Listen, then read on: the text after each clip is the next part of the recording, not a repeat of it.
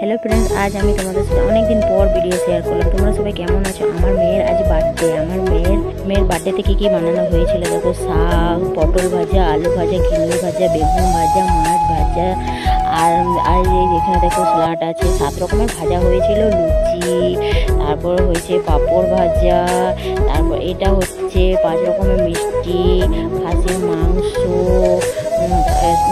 মাছ, দই, পোস্ত, চাটনি, ডাল, আর যে চকলেটগুলো খেতে ভালোবাসে সেই সব চকলেটগুলো এনেছিল। ওই মিষ্টিটা দেখছো, রাবড়ি মিষ্টি খুব পছন্দ করে। আর তারপরে দেখছো এই যে ঠান্ডাগুলো, আর চকলেট, ক্যাডবেরি সমস্ত কিছু আনা হয়েছিল। আর এই খাবারগুলো যেন প্রত্যেকটা ওর মাসিমণি বানিয়েছে, নিজের হাতে প্রত্যেকটা সযত্নে বানিয়েছে।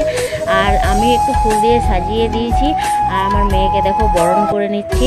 আমার মেয়ের জন্ম তারিখ হচ্ছে 22শে বৈশাখ আর 6ই মে। ঠিক আছে, আমার মেয়ে আজকে জন্মদিন হয়েছিল। আমি আমার মেয়েকে 10 টাকা দিচ্ছি। আমার মেয়ে তো খুব হাসছে।